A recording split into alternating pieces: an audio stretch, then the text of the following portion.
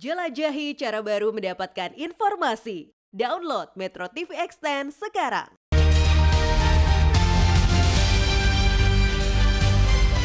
Selamat pagi pemirsa, jika tidak ada aral melintang, negara-negara anggota ASEAN akan kembali berkumpul di Jakarta pada 5 hingga 7 September 2023 dalam gelaran konferensi tingkat tinggi atau KTT ke-43. KTT kali ini terasa lebih istimewa karena selain akan diikuti 11 negara anggota ASEAN, KTT nanti juga diikuti 9 negara mitra wicara, yakni Korea Selatan, Jepang, India, Tiongkok, Australia, Selandia Baru, Kanada, Rusia, dan Amerika Serikat. Semakin istimewa karena KTT kali ini juga menghadirkan 9 organisasi internasional. Di antaranya Perserikatan Bangsa-Bangsa, World Bank, International Monetary Fund atau IMF, dan World Economic Forum. Inilah editorial Media Indonesia edisi Sabtu 2 September 2023 dengan tema Sentralitas ASEAN Jangan Pepesan Kosong. Bersama saya, Eva Wondo. Pemirsa, Anda juga bisa turut berpartisipasi dan berinteraksi melalui telepon interaktif di nomor 021 583 9900. Dan pagi hari ini telah hadir bersama saya, anggota Dewan Redaksi Media Group, Kania Sutisnawinata. Selamat pagi Mbak Kania. Selamat pagi Eva. Apa kabar Mbak? Salam sehat. Salam sehat ya. Mbak Kania, nanti kita akan bahas tema editorial Media Indonesia edisi hari ini Sabtu 2 September 2023, Sentralitas ASEAN Jangan Pepesan Kosong. Tapi sebelumnya kita bahas dulu ada 3 headline Media Indonesia untuk hari ini ya Mbak Kania. Pertama kita bahas di halaman muka, Kiai Kos restui Anies Muhaimin. Nah, ini dinamika pemilu 2024 terbaru ya, Mbak Kania. Deklarasi pasangan Anies Baswedan, Muhaimin Iskandar direncanakan hari ini di Surabaya pukul 14 waktu Indonesia Barat. Betul, dan itu akan ditayangkan secara langsung juga ya di Metro TV. Ya. Baik, ini sebenarnya hanya mengulas rangkaian peristiwa yang mungkin kita sudah dengar gitu terjadi pada hari kemarin begitu, dan memang kalau kita lihat dinamikanya terjadi begitu cepat, prosesnya juga terjadi begitu cepat. Yang pasti sudah dapat persetujuan ya, paling tidak ketika misalnya ada tawaran dari Partai Nasdem bagi PKB untuk menyandingkan Caimin dengan Anies Baswedan, kemudian dilanjutkan dengan pertemuan DPP PKB dengan seluruh ketua DPW dan DPD, dan kemudian juga sudah ada persetujuan dari Kiai Kos sekalipun yang juga selama ini menjadi panutan umat begitu. Nah, kalau kita lihat respon dari mitra koalisi ini juga layak gitu ya untuk kita cermati bersama-sama. Ada Partai Demokrat, ada PKS. PKS menyatakan masih tetap setia, masih akan bergabung dalam koalisi yang terbentuk dengan Caimin dan Anies Baswedan. Berbeda dengan Partai Demokrat yang akhirnya memutuskan untuk hengkang keluar begitu. Nah, kurang lebih seperti itu. Semangatnya tentunya karena ini mungkin juga akan menjadi yang pertama untuk melakukan deklarasi Capres-Cawapres untuk Pilpres 2024 yang sebenarnya juga diawali dengan menjadi pionir ketika mendeklarasikan bakal calon presiden oleh Partai Nasdem pada Oktober 2022.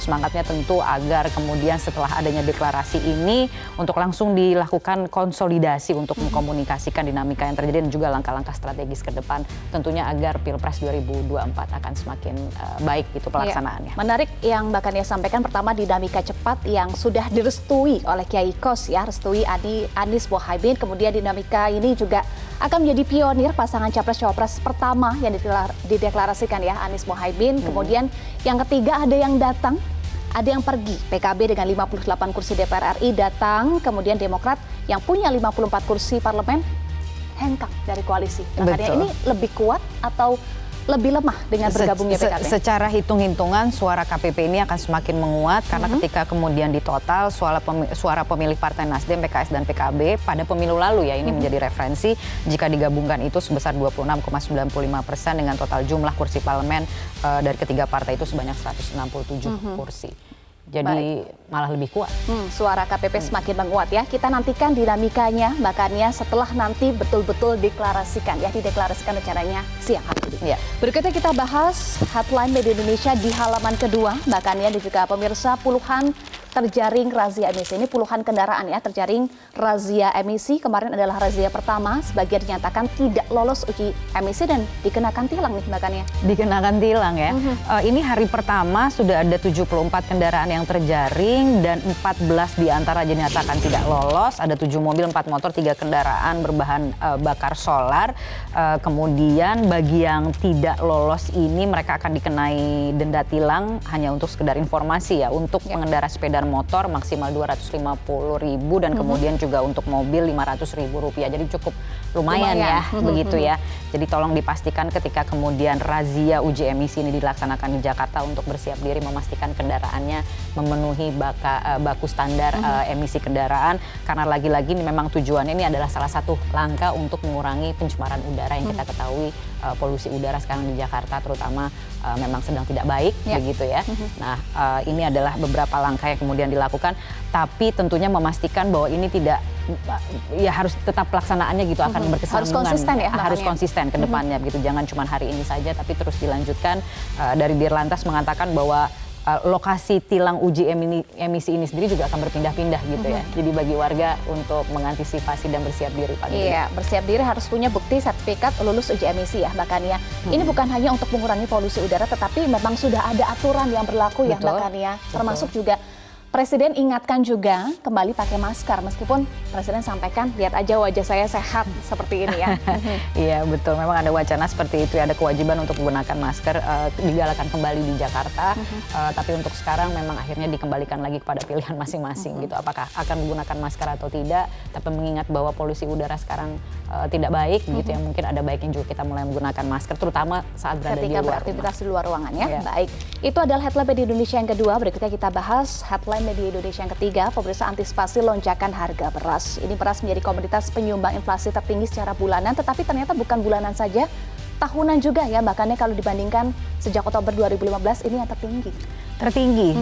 Secara tahunannya, baik secara bulanan maupun secara tahunan. Kalau tahunan itu tertingginya sebenarnya terjadi di Oktober 2015, jadi sudah cukup lama, dan bahwa juga perlu diantisipasi secara bulanannya pun menjadi komoditas penyumbang inflasi tertinggi ya. Sehingga memang ini perlu diantisipasi dengan melakukan langkah-langkah memastikan paling tidak dari produksi berasnya, itu yang dikatakan sebenarnya sekarang ini termasuk salah satu penyebab kenapa kemudian harga beras ini merangkak naik bulanannya, itu adalah karena adanya persaingan penawaran harga oleh pembeli gabah baik kepada petani maupun penggilingan, terutama sejak produksi beras ini cenderung berkurang karena sudah melewati masa panen pada bulan Juli lalu. Ada El Nino juga ya? Ada El Nino juga yang akan berakhir di bulan November, artinya fenomena penurunan produksi beras ini kemungkinan akan berlanjut dan akan terjadi, jadi harus diantisipasi, memastikan dari produksinya, paling tidak juga memastikan bahwa stok beras mencukupi, dan ini adalah tentunya wilayahnya Bulog gitu untuk memastikan itu. Dari pemerintah kemudian juga mengatakan bahwa salah satu yang akan dilaksanakan ke depan adalah program bantuan beras kepada 21.353 juta keluarga penerima manfaat. Langkah-langkah antisipasi sepertinya memang sudah dilakukan ke depannya untuk memastikan bahwa kecenderungan lonjakan harga beras ini tidak membebani masyarakat. Baik, produksi kemudian stok beras juga harus dipastikan, termasuk bantuan pangan ini juga harus tepat sasaran ya, bahkan jangan sampai salah sasaran. Betul, itu catatannya ya. Baik, itu adalah 3 headline media Indonesia untuk hari ini. Kita langsung bahas tema editorial media Indonesia hari ini, sentralitas ASEAN jangan pepesan kosong. Ini bahkannya 3 hari lagi ya jelang KTT ke-43. Presiden Joko Widodo kemarin sampaikan bahwa persiapan KTT ASEAN 5-7 September sudah 99%, hampir 100% nih. Hampir 100%, tinggal 3 hari lagi dan berbeda, dan ini agak ya, seperti tadi sudah disampaikan di awal ya, ini istimewa forumnya cukup istimewa kalau melihat dari siapa-siapa saja yang akan menghadiri, tidak hanya dihadiri oleh 11 negara anggota ASEAN, lalu juga akan diikuti oleh 9 negara mitra wicara, istilahnya seperti itu, antara lain ada Korsel, Jepang, India, Tiongkok, dan Amerika. Betul. Dan kemudian juga ada perwakilan dari negara-negara Indo-Pasifik. Ini juga adalah salah satu sebenarnya tantangan utama yang dihadapi oleh ASEAN, bagaimana kemudian stabilitas kawasan di ASEAN ini juga menjadi pintu masuk untuk menjaga stabilitas kawasan Indo-Pasifik begitu ya. Dan kemudian juga akan ada kehadiran 9 organisasi internasional, ada PBB, IMF, kemudian juga World Economic Forum. Jadi sedikit berbeda dengan Labuan Bajo pada waktu itu ya. Fokusnya di Jakarta ini adalah untuk bagaimana meningkatkan kerjasama ASEAN dengan mitra eksternal gitu. Jadi banyak sekali yang nanti akan berkumpul, dan tentunya kita berharap apapun yang akan dihasilkan nanti akan berdampak sampai ke akar rumput. Ya. Itu dia makanya. Iya, jadi membumikan isu-isu yang dibahas di tingkat pemimpin yang kemudian juga bisa dilaksanakan dan dirasakan manfaatnya oleh masyarakat ASEAN. Iya, itu bedanya ya. Ini istimewa juga kalau KTT sebelumnya di Labuan Bajo itu isu-isu internal, tapi kalau kali ini menekankan bahwa harus lebih ASEAN ini bisa menjadi pusat pertumbuhan ekonomi ya Mbak Kania, menguatkan lagi ASEAN, kerjasama ASEAN dengan negara-negara lain, termasuk bagaimana membumikan ASEAN melibatkan masyarakat ya, Bang Ania.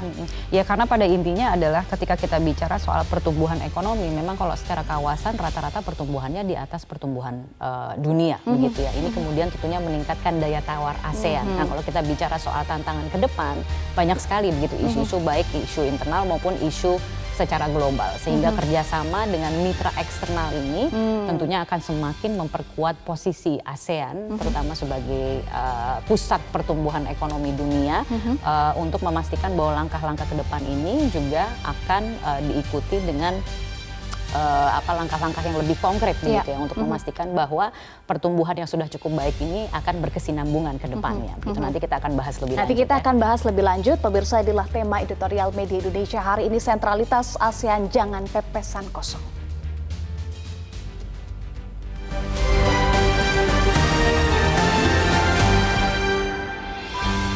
Sentralitas ASEAN jangan pepesan kosong.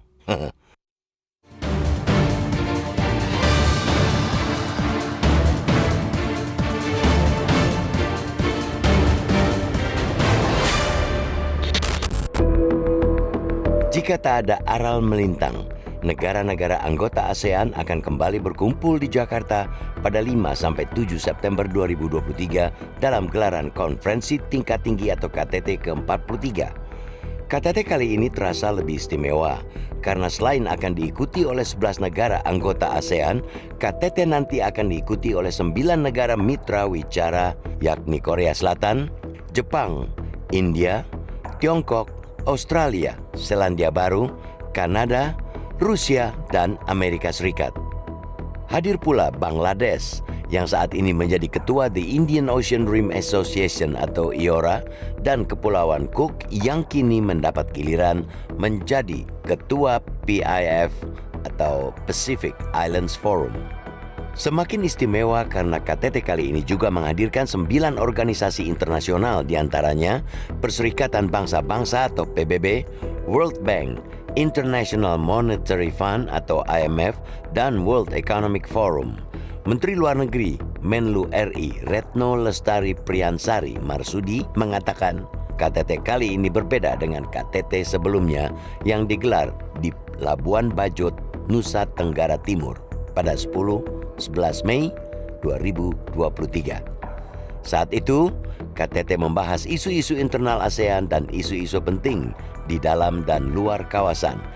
Sementara pada KTT ke-43 ASEAN kali ini, Persekutuan Negara-Negara Asia Tenggara itu bakal membahas perkembangan dan penguatan kerjasama ASEAN dengan mitra eksternal. Di usianya yang kini menginjak 56 tahun, ASEAN perlu diapresiasi karena berhasil membuat hidup bertetangga di kawasan Asia Tenggara yang nyaris tanpa sengketa politik dan keamanan. Pasang surut hubungan antar negara lebih karena riak kecil dan dapat diselesaikan lewat jalur diplomatik. Hal itu pula yang menjadi daya tarik bagi Timor Leste untuk kemudian bergabung ASEAN pada 2022 lewat KTT di Phnom Penh, Kamboja.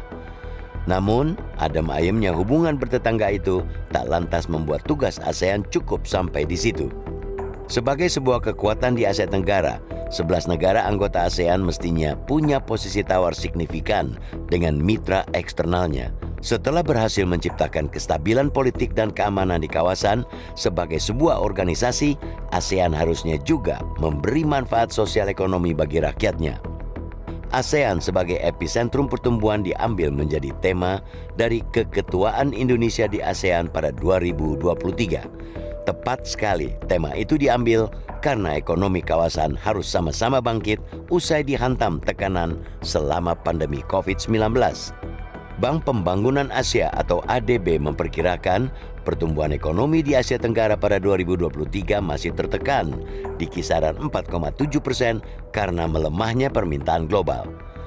Analis Credit Suisse juga memperkirakan pertumbuhan 6 negara ASEAN yakni Indonesia, Malaysia, Filipina, Singapura, Thailand, dan Vietnam akan melambat jadi 4,4% pada tahun 2023 dari proyeksi 5,6% pada 2022.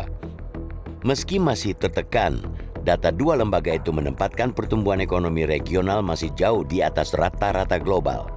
Dana Moneter Internasional memperkirakan pertumbuhan global sebesar 3,2% pada 2022 dan 2,7% pada tahun 2023. Di sini, ASEAN harus mengambil kesempatan untuk bersolek agar menjadi tujuan menarik bagi investor global. Harapan sudah di depan mata dengan hadirnya Tiongkok dan Amerika Serikat yang tengah berseteru dagang dalam KTT kali ini. Di tengah upaya meningkatkan ekonomi ke jalur pemulihan, negara-negara anggota ASEAN tentunya tak boleh lupa atas krisis politik yang tak berkesudahan di Myanmar. Kekompakan ASEAN diuji karena krisis politik dan kemanusiaan terus berlangsung di sana. Benar adanya prinsip utama ASEAN ialah tak mengintervensi masalah dalam negeri negara lain. Namun prinsip itu sedianya tak meniadakan prinsip utama lainnya, yaitu penghormatan pada hak asasi manusia dan soliditas. Bukan tak mungkin konflik politik di Myanmar akan menjadi kerikil bagi ASEAN yang sedang gencar mengampanyekan sentralitas ASEAN di tengah persaingan kekuatan-kekuatan besar. Posisi tawar ASEAN juga menentukan stabilitas di Indo-Pasifik, yakni kawasan yang membentang luas dari perairan Samudra Hindia, Samudra Pasifik bagian barat dan tengah, serta wilayah yang menghubungkan kedua samudra tersebut di sepanjang Laut Cina Selatan. Indo-Pasifik adalah kawasan ekonomi dengan pertumbuhan tercepat di dunia yang mencakup 65% dari populasi global.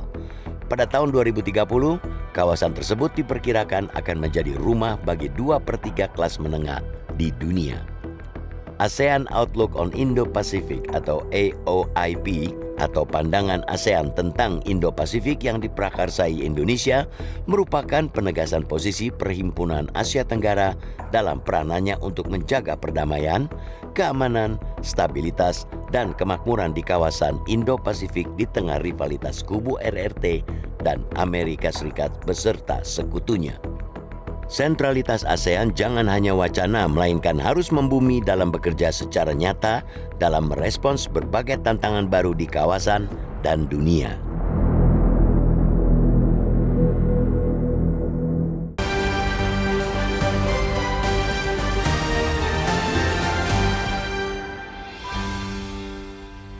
Pemirsa, Anda bisa turut berpartisipasi dan berinteraksi melalui telepon interaktif di nomor 0215839900. Kami tunggu partisipasi Anda usai jeda. Tetaplah bersama kami di Editorial Media Indonesia.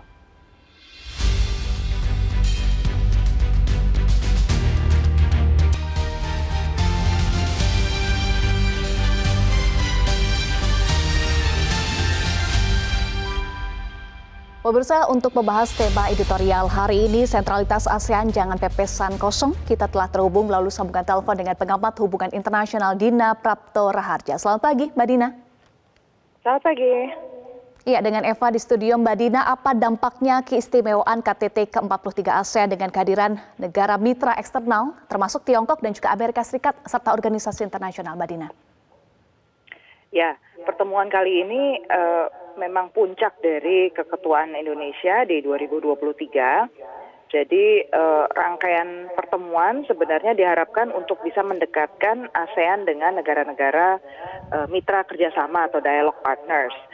Dan pertemuan di akhir tahun, biasanya kan bulannya November ya pertemuan itu, jadi ada cukup waktu untuk mengerjakan gitu hal-hal yang penting pasca summit yang Labuan Bajo kemarin, KTT Labuan Bajo ke bulan November. Nah ini kan kita tahu ini percepatan ya di Indonesia itu, walaupun janjinya tetap agenda-agenda jalan sampai bulan November nanti serah terima resminya lagi ke Laos, tapi kan secara formal itu sudah mulai dioper di tahun ini, gitu, di besok itu summit di Jakarta itu. Ya. Jadi kesannya kan jadi nggak ada pengawalan lebih lanjut ya, semuanya dipadatkan di tanggal 5-7 ini. Kalau Anda lihat agendanya tuh penuh banget. Jadi mungkin ya kalau saya lihat acara misalnya tanggal 6 September itu ada 6 summit, ada KTT, ada 6 jenis, bukan cuma ASEAN aja tapi di tanggal 5 ASEAN-nya. Tanggal 6 itu ada ASEAN China, lalu ada ASEAN Korea, ASEAN Jepang, ASEAN Plus 3. Plus 3 itu isinya berarti China, Jepang, Korea duduk bareng. Terus ada ASEAN Amerika, ada ASEAN Kanada. Bisa dibayangkan sebenarnya ini summit atau summit itu kan pertemuan intim ya antar kepala negara membicarakan hal-hal yang strategis gitu. Atau ini cuman foto bersama dan bicara hal-hal yang sebenarnya superficial gitu ya. Di tengah situasi yang sebenarnya sangat kritis ini di kawasan ini kan bukan cuma masalah 10 negara ASEAN plus 11 itu plus 1 si Timur Leste ya, tapi ini negara-negara lain ini lagi banyak yang resah gelisah betul-betul di tataran yang sangat tinggi karena beberapa kejadian terbaru di beberapa hari ini di kawasan. Baik, ini agendanya cukup padat, tetapi kalau kita berkaca ya, dari keinginan kuat Menteri Luar Negeri Retno Marsudi, Indonesia mendorong hasil KTT ASEAN ini lebih konkret dan juga bermanfaat. Anda optimis hasilnya bisa konkret dan juga bermanfaat, Mbak Dina? Saya tidak melihat sambungan antara rapat dengan manfaat itu problemnya. Satu, kalau tadi dipertanyakan soal sentralitas. Kami di unsur masyarakat sipil juga menanyakan dengan serius itu. Sentralitas itu kan bukan hanya kita bermain di tengah, kemudian berharap negara lain dengan demikian setuju, tetapi negara lain melihat ketika satu masalah itu disentering, dibuat menjadi lebih bisa diterima, apakah secara substansial di lapangan itu betul-betul bisa direalisasikan? Apakah itu suara dari masyarakat? Apakah itu realita di lapangan? Seperti misalnya saya ambil contoh, baru kemarin tuh 31 Agustus, China mengeluarkan peta baru, peta kawasan baru. Dan di situ 9 dash line lagi-lagi ya, sejak 2006 kan China mengeluarkan peta-peta baru terus nih. Dan itu makin bikin emosi negara-negara besar. Kali ini yang sudah protes keras itu Malaysia, Filipina sama India. Karena wilayah-wilayah mereka sekarang diklaim sudah menjadi bagian dari China.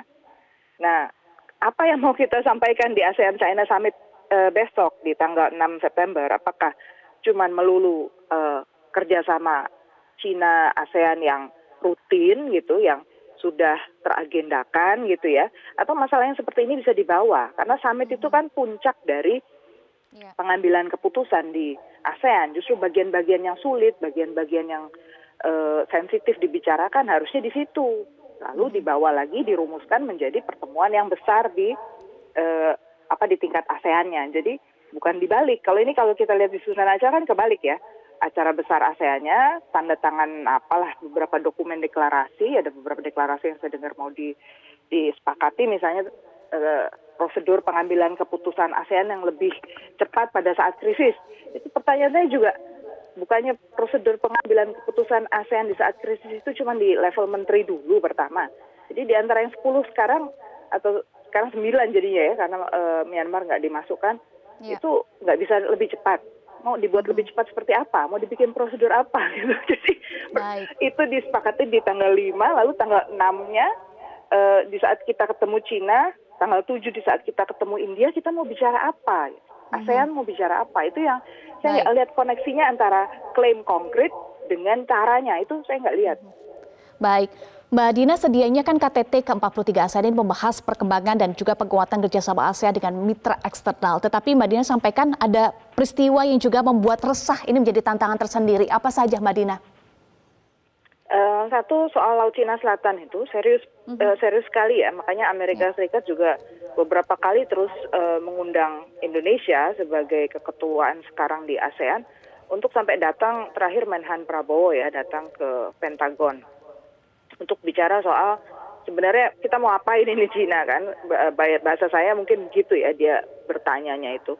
Kemudian yang kedua, Cina kan mengeluarkan peta, langsung nggak lama sesudah itu Cina mengeluarkan peta resmi untuk Laut Cina Selatan, dan ternyata itu nyenggol wilayah-wilayah negara lain, negara besar, bukan negara-negara kecil ya, diambil gitu kan, diklaim.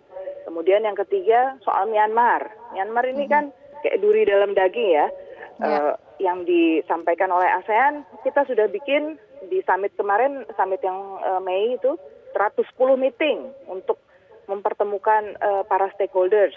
Lalu sekarang 145 meeting totalnya. Dugaan saya ini akumulatif ya, bukan 110 ditambah 145, tapi ada pertambahan berapa meeting. Lalu kenyataannya kan belum terjadi satu progres yang sifatnya melegitimasi gerakan masyarakat sipil di Myanmar gitu. Jadi apa gunanya pertemuan-pertemuan tersebut gitu. Jadi belum lagi soal-soal yang sesuai dengan semangat ASEAN Charter, bahwa janjinya ASEAN Charter yang lahir 2008, 15 tahun lalu, itu adalah misalnya satu, pergerakan manusia di ASEAN itu harusnya dilindungi oleh negara yang responsif sehingga mereka tidak menghadapi masalah-masalah transnational crime seperti human trafficking misalnya. Itu sampai sekarang dibahasnya apa di ASEAN? Jadi itu beberapa contoh ya, soal disabilitas, soal perempuan dan empowerment, soal lingkungan hidup. Itu semua masih di tataran produknya ASEAN, itu rencana aksi dan prosedural. Jadi belum kelihatan hasilnya. Bagaimana dengan ASEAN Outlook on Indo-Pacific atau pandangan ASEAN tentang Indo-Pasifik yang diprakarsai oleh Indonesia, Mbak Dina? Nah, itu menarik, judulnya itu aja Outlook ya. Dan sesudah kita telusuri, Outlook itu kan maknanya ternyata adalah you punya cara pandang terhadap Indo-Pasifik, dia bicara ke Amerika, negara lain seperti China punya cara pandang sendiri, ASEAN sebagai 10 ngelihatnya begini gitu kan, Outlook. Tapi sesudah kita melihat, what do we do? Kita melakukan apa? Karena kenyataannya di lapangan, kita tahu Presiden Biden nggak akan datang ke pertemuan tingkat tinggi ASEAN ini dan memilih hanya untuk mengunjungi India dan Vietnam. Dan 2021 Amerika mengunjunginya Singapura dan Vietnam. Jadi lagi-lagi yang dilihat penting di ASEAN itu berarti bukan ASEAN-nya dong, tapi member states of ASEAN aja, selected member states of ASEAN, hanya tertentu saja yang dianggap penting.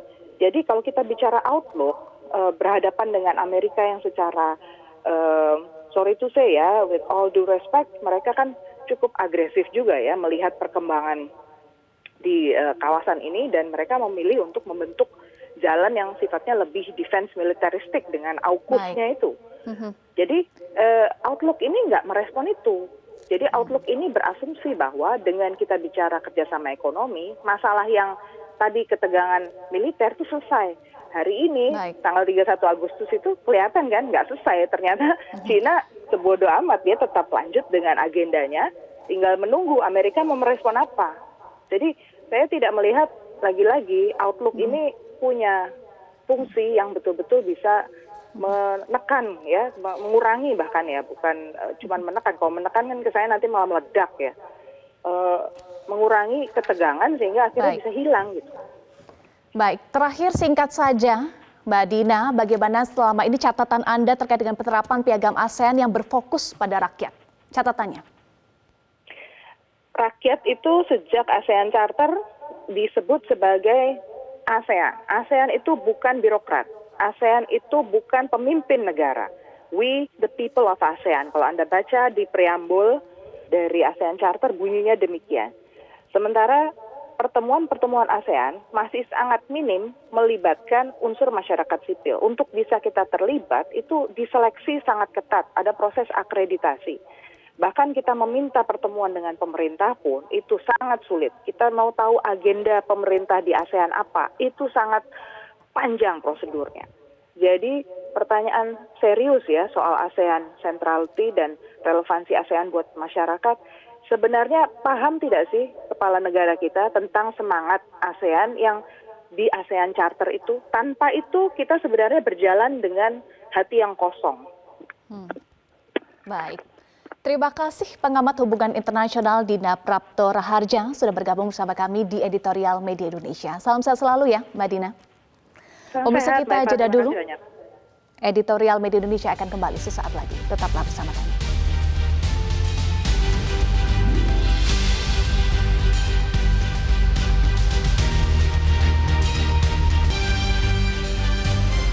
Media Indonesia mengajak Anda untuk mengakses fitur premium e-paper. Dengan sajian konten berbasis intelektual dan meneguhkan kebangsaan, Media Indonesia tampil dengan lebih dinamis melalui e-paper Media Indonesia yang dapat Anda akses kapan saja, di mana saja. Caranya mudah, download aplikasi Media Indonesia di Android atau ketik link e-paper.mediaindonesia.com atau bisa scan QR Code pada layar kaca Anda.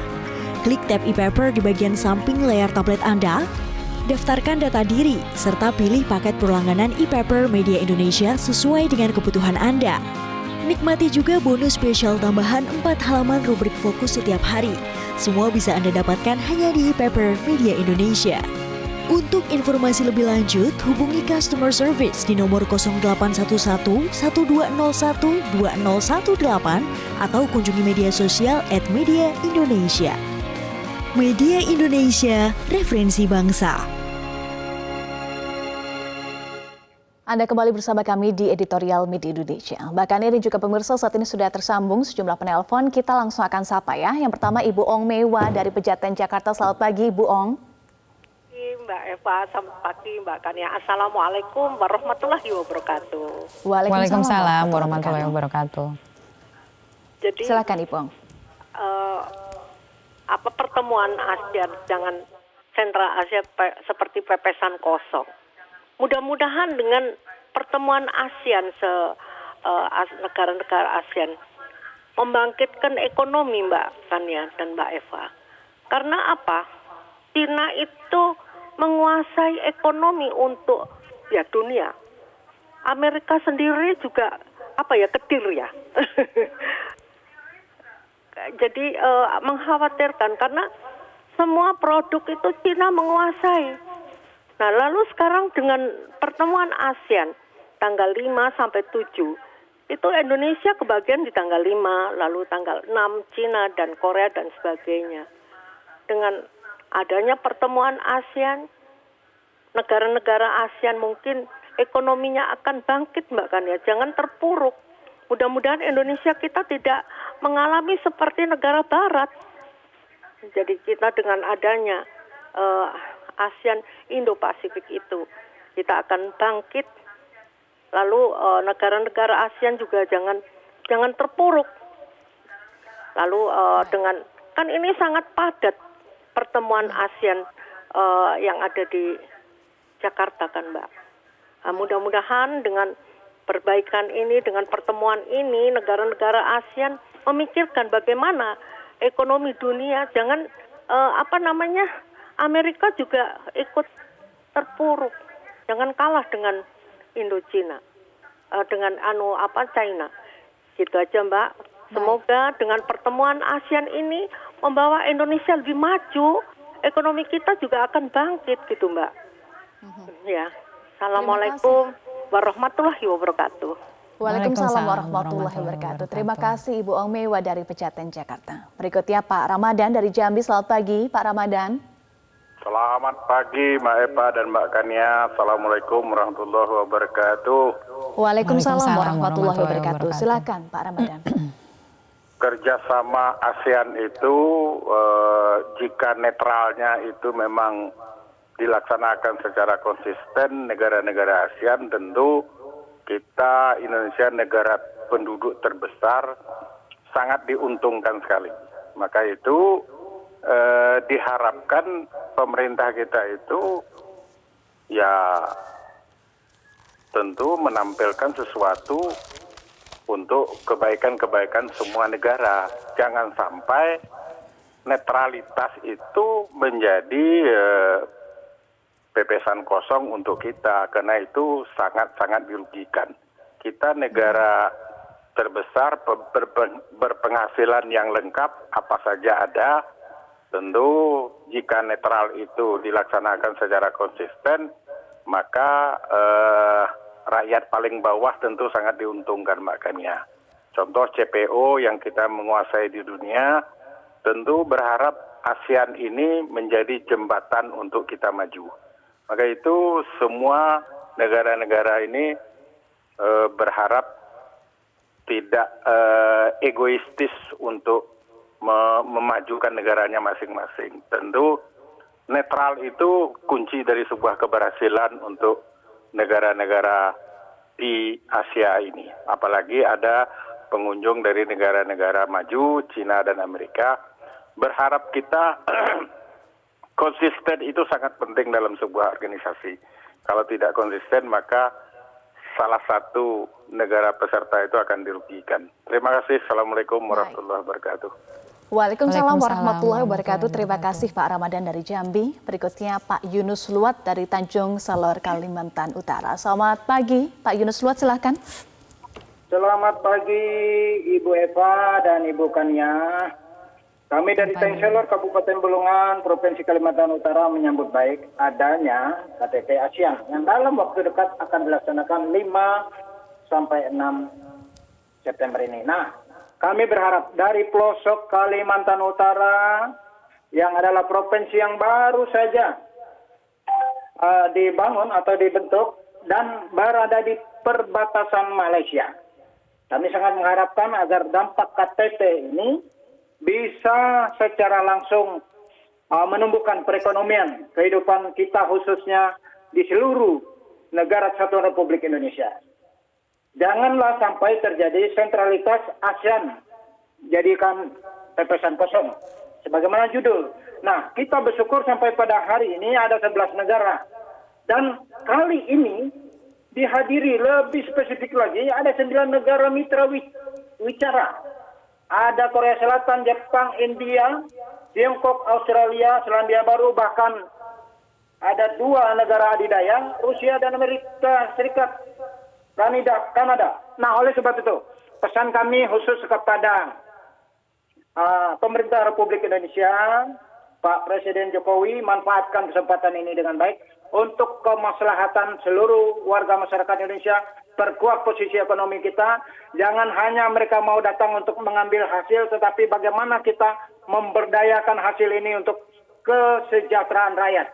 Dan yang terhormat khusus untuk Ibu Menteri Luar Negeri Republik Indonesia, Ibu Retno Lestari Priyansari Marsudi. Kami mengapresiasi kinerja Ibu bisa menghadirkan negara adidaya sebagai mitra wicara. Kita belajar dengan mereka, jangan mereka sedot kita, tapi kita sedot ilmu mereka, dan mereka harus mengangkat perekonomian negara Republik Indonesia. Mohon kami di Kalimantan Utara, di perbatasan khususnya, jalan dari Kabupaten Malinau sampai ke Rayan, ke perbatasan, baik di Sebatik, di Pulau Nunukan, dibangunlah, ditata baik-baik, disampaikan itu kepada negara-negara yang hadir. Terima kasih Pak Yunus Luat dari Tanjung Selor, Kalimantan Utara. Bagaimana juga pemirsa, kita harus jeda dulu ya. Sejedah kita akan bahas lengkapnya. Tetaplah bersama kami di Editorial Media Indonesia.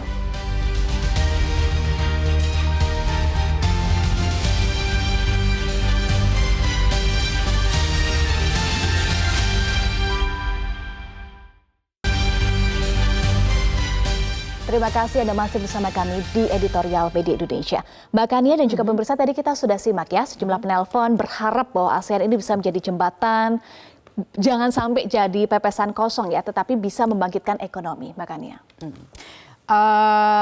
Iya betul sekali, kalau melihat dari apa yang disampaikan oleh para penelpon begitu ya, paling tidak tuh ada perhatian yang cukup gitu terhadap KTT ASEAN yang akan dilaksanakan di Jakarta dalam waktu dekat ini. Tapi saya ingin kemudian juga menyoroti apa yang disampaikan oleh pengamat gitu di awal tadi kan kita sempat melakukan telewicara, mengatakan bahwa memang terasa begitu ya, ini agendanya padat sekali gitu, bahkan dikatakan KTT harusnya dilaksanakan pada bulan November gitu, jadi ada cukup waktu untuk membahas isu-isu yang dikatakan seharusnya bisa dibahas gitu. Termasuk ada isu sensitif ya? Ada isu sensitif, kemudian juga tadi kan dari penelpon mengatakan mengapresiasi kinerja dari Menlu yang perlu kita apresiasi juga karena berhasil mengumpulkan sekian banyak mitra wicara, kemudian juga organisasi internasional untuk semuanya berkumpul di Jakarta pada waktunya nanti 5 sampai dengan 7 September.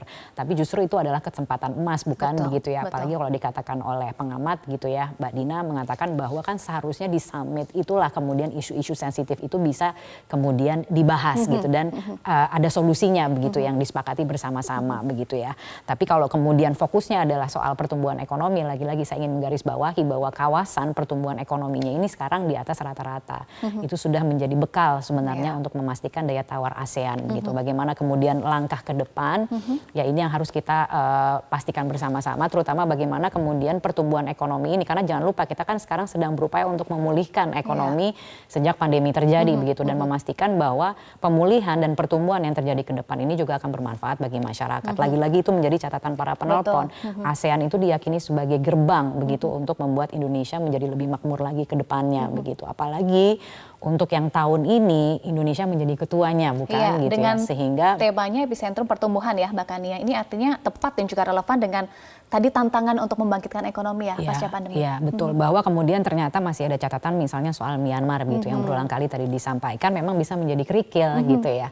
Bahwa kemudian sudah ada pernyataan sikap paling tidak yang kita dengar begitu ya dari Presiden Jokowi dan juga PM Kamboja kalau tidak salah yang mengatakan bahwa utamanya jangan sampai persoalan di Myanmar ini menghambat pembangunan di ASEAN begitu. Memang benar bahwa sebenarnya sudah ada kesepakatan antar negara anggota ASEAN begitu bahwa mereka tidak akan mencampuri urusan dalam negeri. Tapi kalau urusannya pelanggaran HAM kan memang harus dicari cara bagaimana untuk kemudian bisa melakukan intervensi dalam tanda kutip gitu. Melalui dialog misalnya? Melalui dialog itu yang kemudian sekarang terus diupayakan. Dikatakan oleh Menlu juga bahwa paling tidak dialog itu masih bisa dilakukan, masih terbuka untuk dilakukan. Seberapa jauh kemudian dialog itu berpengaruh itu yang masih kita tunggu progresnya karena sampai sekarang belum ada progresnya gitu ya seperti itu, dan jangan sampai kemudian ini menjadi kerikil gitu. Ada hal lainnya yang kemudian juga berulang kali disampaikan adalah soal berebut pengaruh di Indo-Pasifik. Soal pengaruh itu. Ada Tiongkok, ada Amerika. Ada Tiongkok, ada Amerika yang kedua negara itu juga nanti akan mengirim perwakilannya untuk berdiskusi. Meskipun Biden tidak hadir.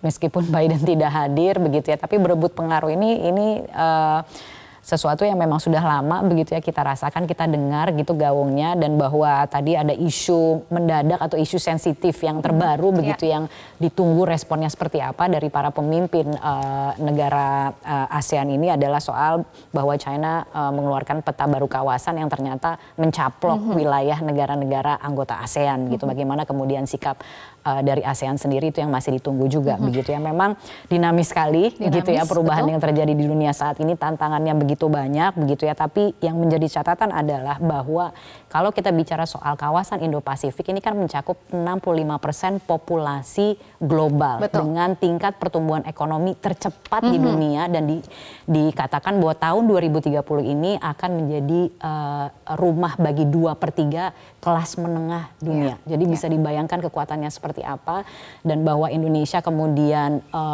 melalui keketuaannya tahun ini melakukan inisiatif memprakarsai gitu ASEAN Outlook on Indo-Pasifik ini yang kemudian ditunggu juga gitu konkretnya akan seperti apa. Konkretnya akan seperti apa ya makanya. Gitu, karena lagi-lagi ini adalah soal prosedurnya akan seperti apa begitu. Jangan sampai kemudian ini kritikan dari para pengamat mengatakan bahwa ini hasil rembukan pemimpin tapi kemudian tidak bisa diimplementasikan di lapangan, terutama juga bagaimana dampak dan manfaatnya terhadap rakyat. Iya, manfaat terhadap rakyat.